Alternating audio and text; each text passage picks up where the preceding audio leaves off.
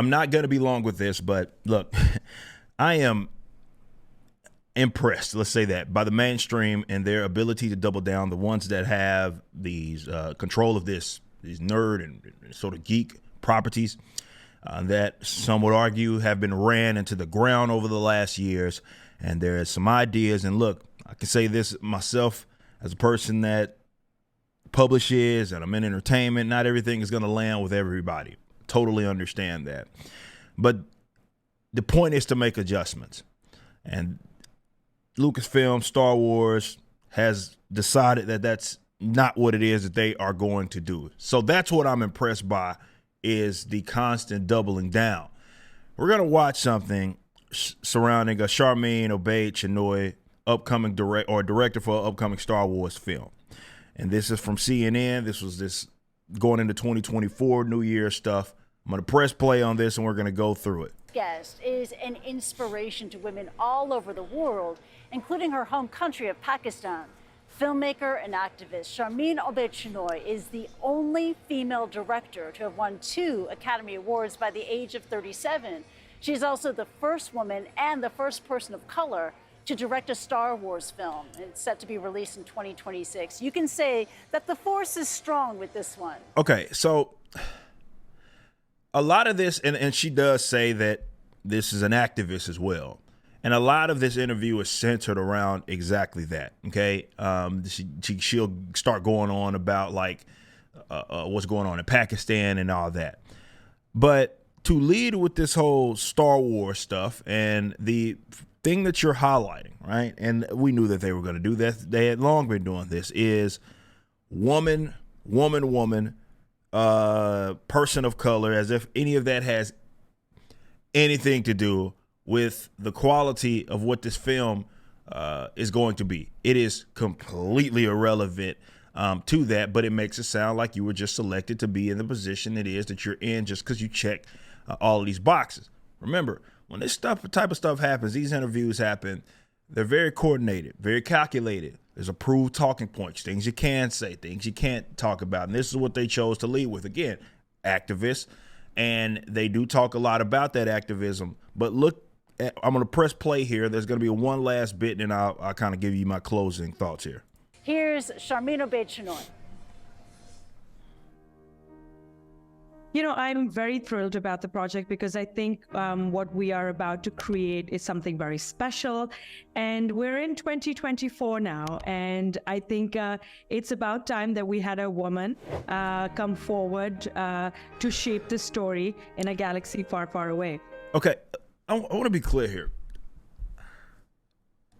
It's not, the issue obviously isn't that someone's a woman and creates it. You know, that's not what the issue is. It's not an issue at all, obviously.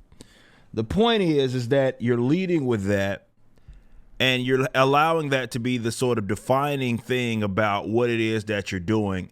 And you're presenting it as if this is going to make, like, let's say, this film better, or there's going to be some progress as it pertains to the merit, right? She specifically says it's about time that we had a woman, doing this and doing that. So it's obviously she was referring to the director stuff. I guess Kathleen Kennedy wasn't part of this sort of vision it is that she has, but it's more so centered around, I guess, the fact that she's a director. And this whole about time thing, it's like, what does that have to do with the film? Nothing. And they're still leading with this same thing. We went on with the force of female thing. Look, I'm all about the business stuff and looking at this, and maybe some of the cultural stuff as well. Because I'll be the first to tell you, I'm a Star Wars normie. Obviously, I roll with a lot of big Star Wars folks, but I'm not.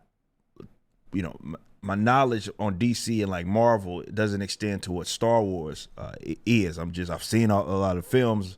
I understand it, and I can hold a conversation about it, but I'm a normie, and I want to be clear about that. This is something that, however, crosses over into several different avenues. It's something that's plaguing entertainment time and time again, and it's that you focus so much and you allow it to be the defining trait of yourself, of what it is that you are trying to accomplish be something that has nothing to do with improving the product it is that you're working on.